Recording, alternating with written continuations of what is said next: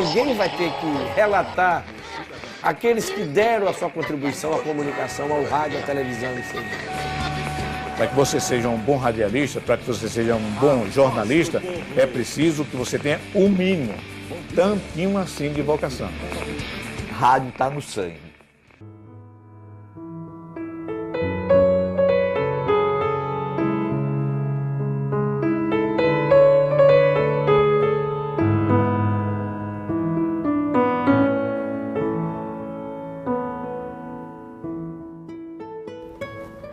Olá! O Memória do Rádio Sergipano desta semana é com Carlos Magalhães, o Magá. Sua história e trajetória no rádio você acompanha a partir de agora. Carlos José Magalhães de Melo, mas eu fiquei conhecido como Carlos Magalhães, popularmente hoje o Magá.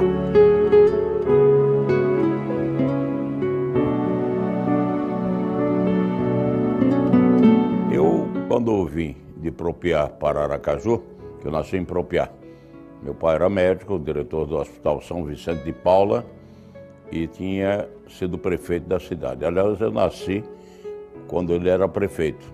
Nasci em março de 1938, 24 de março.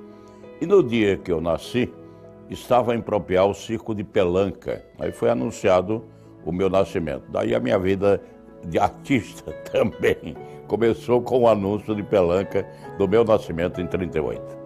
E quando eu vim para Aracaju, nós viemos depois da guerra. Em 1945, meu pai veio dirigir a maternidade, que se chamava Francino Melo, do Hospital de Cirurgia. E aí começou a minha trajetória. Vim para o Colégio do Salvador, tinha 7 anos de idade quando ingressei no Colégio do Salvador. E já aos 9 anos eu frequentava um programa de auditório comandado por Alfredo Gomes, que foi, aliás, o primeiro narrador esportivo do rádio sergipano. E nos domingos, Alfredo Gomes tinha um programa e eu era frequentador. E respondia a muitas perguntas, que aluno do Salvador, que era um colégio de muito gabarito das irmãs Galvão Leite, e as perguntas eram fáceis para que eu pudesse responder. E tinha uma sessão interessante, contar uma história sem dizer aí. Eu era campeoníssimo e chegava cheio de prêmio em Aracaju.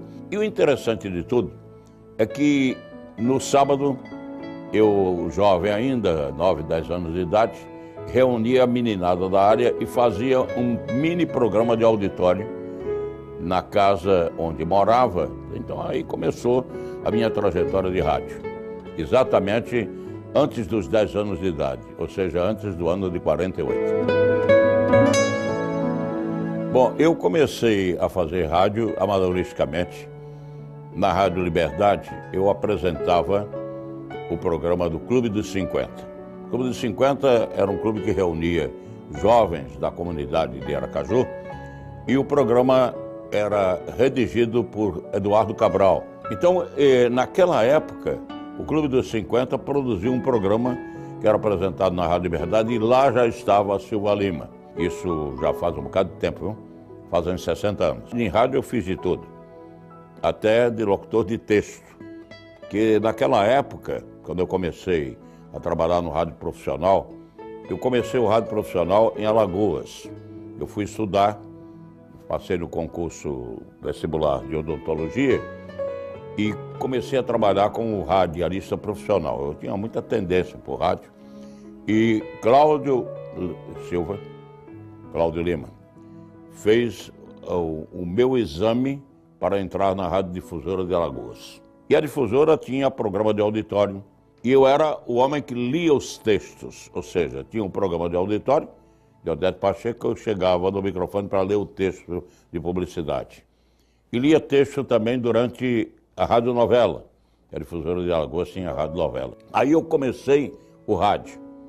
E naquela época você não tinha CD, nem DVD, nada. Você tinha grandes equipamentos de gravação. Você imagine que para fazer reportagem a gente saía com um equipamento de gravação imenso para fazer uma reportagem. E eu depois fui ser repórter. Aliás, comandei naquela época o departamento de jornalismo da Rádio Difusora. E nós não tínhamos a facilidade que temos hoje de Embratel, de comunicações internacionais.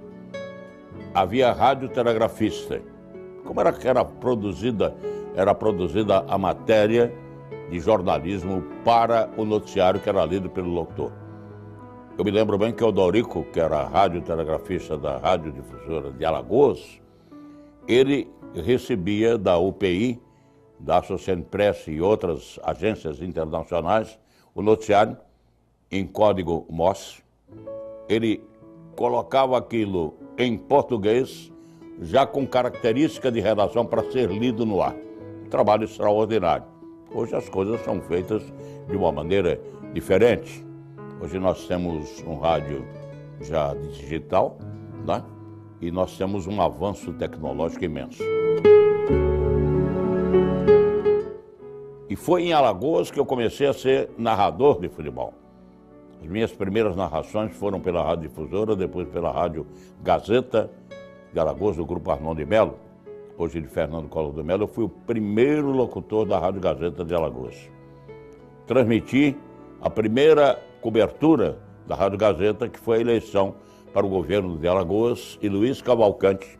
Daí então eu ter partido para trabalhar dentro da Gazeta e além da Rádio Gazeta em Alagoas, eu estive na Rádio Progresso também. Em 1962, quando eu concluí o curso universitário, eu voltei para Sergipe. Meu pai era médico aqui em Aracaju e me convidou para voltar para aqui. E eu voltei. Mas eu gostaria de contar um episódio muito interessante que aconteceu depois em outro estágio na Rádio Difusora de Alagoas.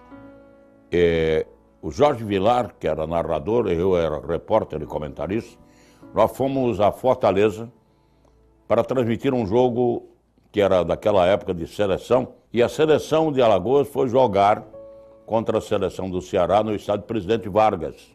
E eu e Jorge Vilar fomos para a transmissão. Viajamos pela Paner do Brasil, no Constellation da Paner. E transmitimos o jogo todo. Mas a transmissão era feita sem retorno. E no dia seguinte, quando nós retornamos a Maceió, Roland Benamor, que era o diretor da difusora, meu companheiro e amigo, foi nos receber no aeroporto. Aí eu perguntei, como é que foi a transmissão? Ele disse, não foi, não chegou. Ou seja, nós transmitimos o jogo inteiro e não conseguimos ter notícia na hora de que a transmissão tinha chegado. A transmissão era feita pela Radional, que foi precursora da Embratel. E naquela época, eu me lembro bem, quando eu vim para o Sergipe, para a gente ter uma comunicação a nível de Brasil, para São Paulo e Rio de Janeiro, você passava o dia inteiro esperando ser chamado, venha para cá que sua ligação vai ser feita agora. Você imagina a dificuldade que se tinha. E a evolução que nós temos hoje, inclusive com a internet. Muito recentemente, na Copa da África do Sul, nós comandamos pela Rádio Jornal de Sergipe uma cadeia nacional de emissoras de rádio usando a internet, o sistema Skype, coisa estrondosa. Primeiro, barato, que não custava nada. E depois que você tinha uma qualidade de som superior à Embratel. E um fato inusitado, nós chegávamos na frente da imagem e do grito de gol da televisão. Nós ganhávamos 9 segundos. Mas foi no rádio sergipano, quando eu voltei em 1963, e gozado que eu voltei para a Rádio Jornal, onde eu estou hoje. E na época, nós formamos uma equipe chamada Pau de Arara. Cádimo Nascimento, eu, José Augusto Prudente, o outro José Augusto Fontes e José Augusto, que ainda está vivo aí, né? Formávamos uma equipe de jornalismo e nessa época chegou essa equipe, o Alceu Monteiro, esteve nessa equipe também, Ralph de Carvalho, que hoje é um grande comentarista da Rádio Jornal de Pernambuco. Foi 63 para cá que eu voltei ao Rádio Sergipano. E tive passagem também pelo rádio do Distrito Federal, de Brasília.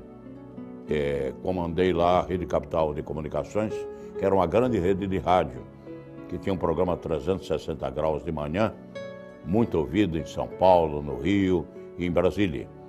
E a Rede Capital me dava o prazer e o luxo de todo final de semana eu estar no Maracanã, que o público de Brasília tinha uma grande aceitação pelo futebol do Rio de Janeiro, admiração, um grande número de torcedores.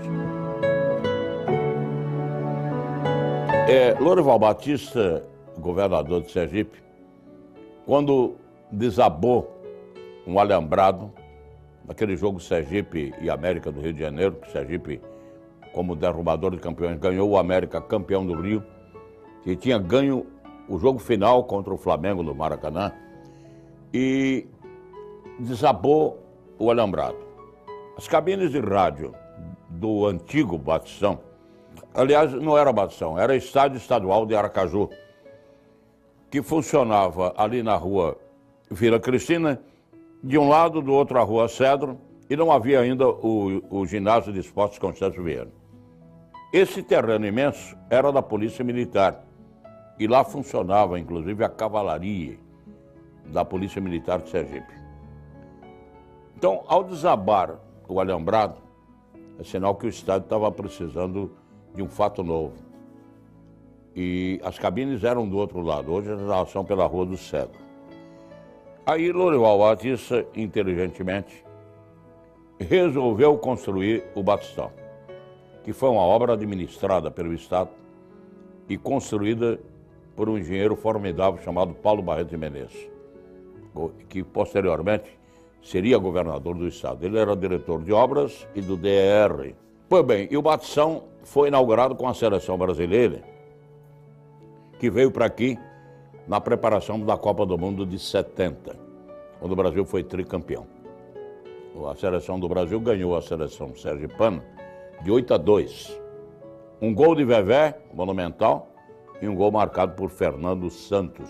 Aí, o Batistão permitiu que nós trouxéssemos, com a sua inauguração, e eu fui o responsável por isso, fui o mentor. Lorival me pediu que eu saísse pelo Brasil afora, convidando a imprensa brasileira. Você imagina abrigar a imprensa brasileira dentro de um estádio onde não tinha Embratel.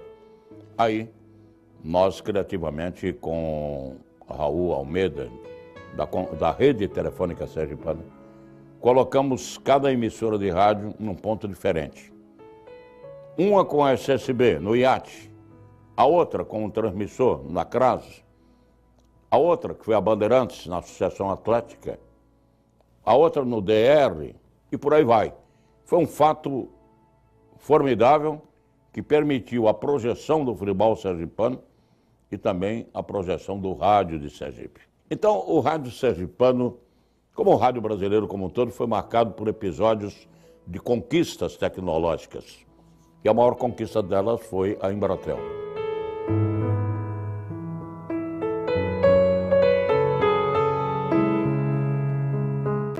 José Amado Nascimento, 100 anos. Nasceu em Aracaju em 1º de agosto de 1916 e não conheceu o pai. Cursou a Escola Técnica de Comércio e o Senac Rio de Janeiro. Diplomou-se em Ciências Jurídicas e Sociais pela Faculdade de Direito de Sergipe. Na antiga capital federal, manteve contato com o pensamento católico de Alceu Amoroso Lima. Dirigiu o jornal diocesano A Cruzada. Foi professor da Escola Técnica de Comércio e do Senac. Ensinou nas faculdades Católica de Filosofia, de Ciências Econômicas e de Direito da Universidade Federal de Sergipe. Assessor do governo Lorival Batista, foi dos primeiros conselheiros do Tribunal de Contas que presidiu por 2 vezes. Pai de 5 filhos do casamento com Maria José, ícone da contabilidade, José Amado Nascimento é imortal da Academia Sergipana de Letras. Homenagem do Tribunal de Contas de Sergipe.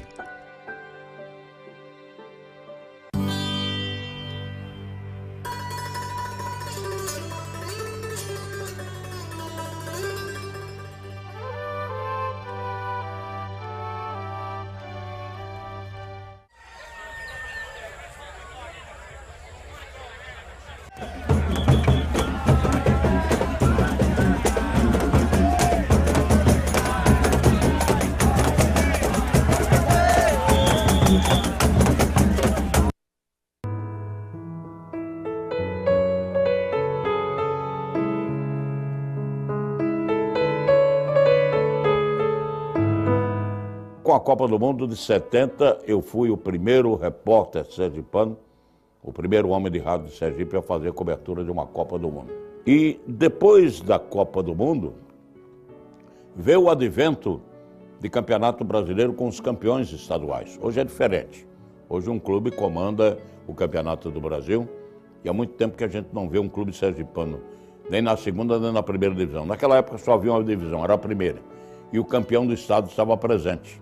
O Brasil foi campeão no México, foi tricampeão no Estádio Nacional do México, desde Guadalajara ao Estádio Jalisco, ao Estádio Nacional da capital azteca. E depois foi disputar a Copa Roca, e foi no Estádio Monumental de Núñez, do River Plate, em Buenos Aires. Quando eu estava no Estádio Monumental de Núñez, tínhamos contratado, na época já havia Embratel, tínhamos contratado um circuito de Embratel. Eu usando uma maleta, que era chamada na época, um mixer de microfone, liguei na linha e chamei. Alô, Brasil? Alô, Embratel, alô, Brasil. Aí alguém respondeu de lá, aqui Roma. Eu tomei um susto, Roma. Digo, senhor, eu falei em espanhol. Eu sou de Rádio Cultura de Sergipe e gostaria de falar com Aracaju. Aí ele me respondeu em italiano, eu entendi bem, que eu estava falando com o Centro de Comunicações de Roma. Eu perguntei por que Roma? Ele disse que a sua transmissão está saindo por cabo submarino de Buenos Aires até Roma. Maravilhoso, né? E de lá, pelo sistema de rastreamento de satélite, viemos até o Rio de Janeiro e do Rio de Janeiro chegamos à capital sergipana pela Embratel.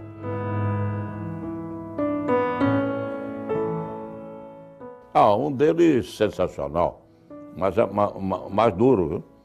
Foi no Rádio Alagoano com o Eutêmio Baracho como operador. Nós fomos transmitir no estádio do CRB, que fica no bairro da Pajuçara, é o Galo de Campina, conhecido. Vamos transmitir um jogo. Estava chovendo e naquela época não tinha microfone sem fio. Eram cabos de microfone, com tremendos microfones Turner e de outras Philips e tudo.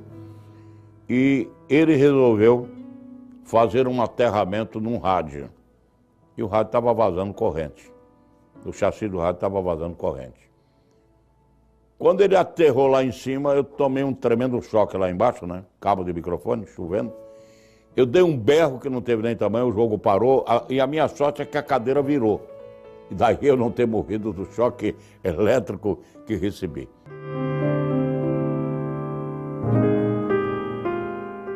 O rádio faz parte da minha vida e da vida de trabalho, não é? Porque, veja, eu, além de radialista, eu fui odontólogo, fui sanitarista, fui homem público, fui, inclusive, deputado federal por Sergipe, mas o rádio é que mais me marcou. É um fato gozado que eu gostaria de me reportar. Eu era já professor da Universidade Federal, fiz parte do grupo de fundação do curso de odontologia, com João Garcês, que depois foi governador. Eu virei para meu pai e disse a ele, meu pai, eu acho que eu vou deixar o rádio. Sabe por que ele me disse? Ele era desportista, torcia pelo Fluminense, como torceu pelo Itabaiana, pelo Cotiguiba. Ele me disse, não deixe não, você gosta de rádio. Isso faz um bocado de tempo. E eu continuei no rádio. Eu acho que o rádio faz parte da minha vida e faz parte da minha família. Porque eu convivi nesse tempo todo de rádio, inclusive com uma família maravilhosa, com Maria e os filhos, e eles sempre me deram apoio no que eu fiz do rádio. Eu, em rádio, sempre fui criativo e por isso permaneci vivo. E depois eu tive no rádio uma coisa muito importante que hoje, lamentavelmente, está se esquecendo: dignidade.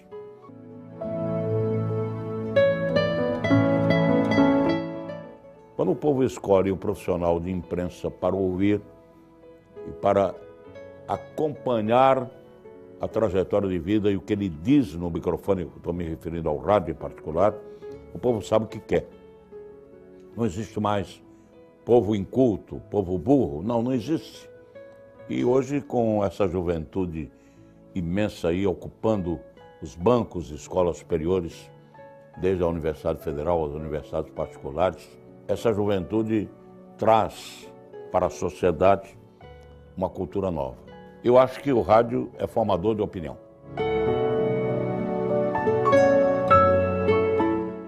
Eu não esqueço nunca, uma das alegrias que eu tive em vida foi quando eu encontrei em Frei Paulo, Luiz Gonzaga, o rei do Baião.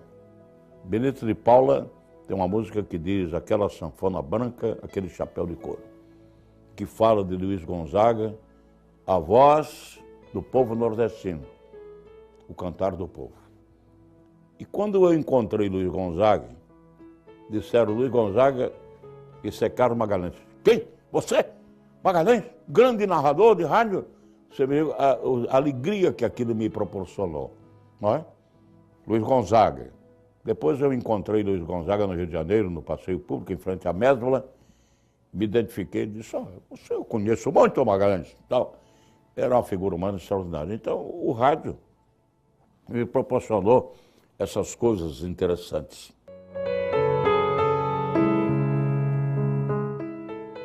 Então, o rádio tem um papel importante. Primeiro, pela velocidade da informação. Eu não esqueço nunca, no dia em que Getúlio Vargas se suicidou, no Palácio do Catete, do Rio de Janeiro, eu estava ouvindo a Rádio Nacional do Rio, morava na Zaqueu Brandão, ao lado dos meus pais, perto da Praça da Bandeira. Tinha levado 2 irmãos para o Colégio do Salvador de manhã, a gente ia a pé, já tinha voltado. Quando eu chego em casa, Heron Rodrigues entra com a edição extraordinária do Repórter Esso. E ele dizia, atenção Brasil, atenção ouvintes, acaba de se suicidar no Palácio do Catete o presidente Getúlio Dornelles Vargas. É um fato de rádio, né? O momento em que a notícia foi dada. E eu ouvia no rádio um dia desses, Armstrong, o primeiro astronauta do mundo a pousar na Lua, conversando com Nixon. Eu ouvia no rádio, como ouvi muitas notícias boas e catástrofes. E o rádio hoje é muito atual. Você vê que as próprias emissoras FM estão muito dedicadas hoje ao jornalismo, ao esporte. Aliás, o rádio AM no Brasil está fadado a acabar, sendo transformadas as emissoras de rádio AM em emissora FM.